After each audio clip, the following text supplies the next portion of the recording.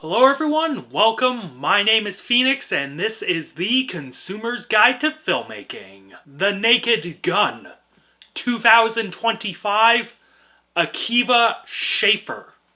Taking place decades after the events of The Naked Gun 33 and 1/3, a new generation of cop has carried on the legacy of Police Squad.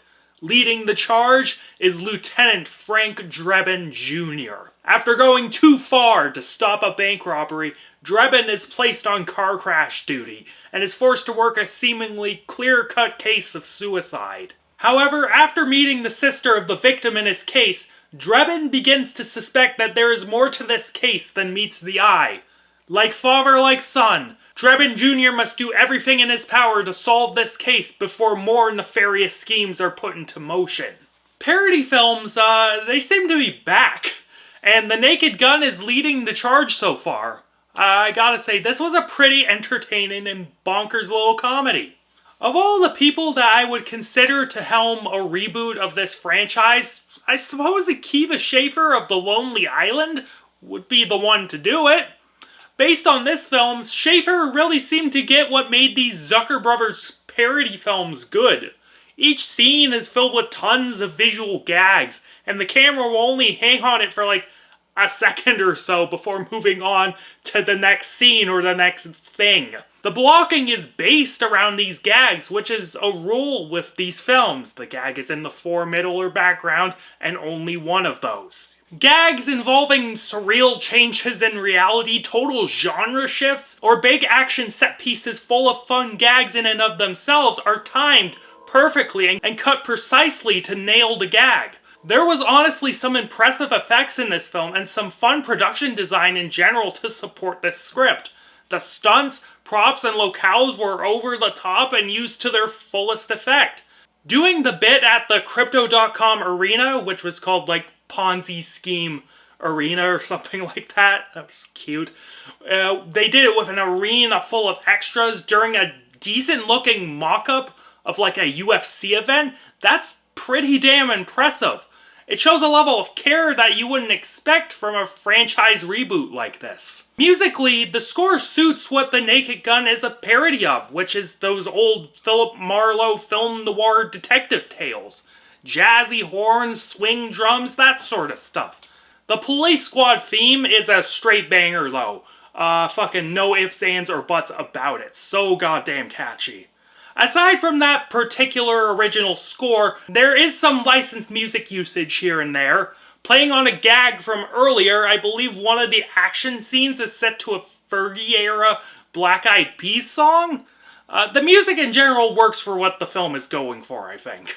Writing-wise, we have to ask the pertinent question.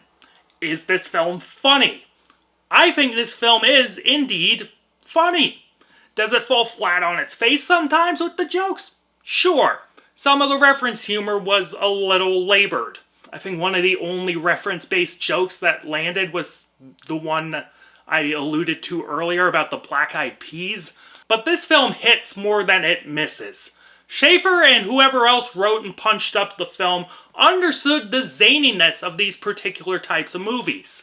They got how to variate on recurring gags, make the visual gags very noticeable even if they're hung on for short periods, and load dialogue with so much in terms of jokes you have to go back to catch it all. I'm sorry, but 15 years for man's laughter, despite being dumb as balls, just works on a monkey brain dad joke level. It just does. To lead Police Squad as Frank Drebin Jr., we have the great Liam Neeson. You know, these stone-cold serious actors are often the best at doing comedy because they commit fully to the bit and are playing the character as straight as can be. He delivered the dialogue as sharply and with as much comedic acumen as the late Leslie Nielsen. A worthy successor in my eyes. To support Liam Neeson, we are joined by the likes of Pamela Anderson as Beth Davenport, who absolutely crushed it and was a great comedic femme fatale. Paul Walter Hauser plays Drebin Jr.'s right-hand man, Ed, and plays off Neeson really well. The great Danny Houston plays the villainous Richard Kane, and like Neeson, this great character actor just sold the material and committed himself to the role fully. I loved it. Along with this great supporting cast are tons of oddball cameos. Busta Rhymes played one of the bank robbers, and he was kind of fun. That entire UFC parody event was called by John Anik and Michael Bisping, and the fighters in the ring were Justin Gaethje and Kamaru Usman. Batista just also kind of showed up and took over for Liam Neeson for a bit. That was kind of funny. Also, I was happy to see the Codemeister. Cody Rhodes. It's the shirt.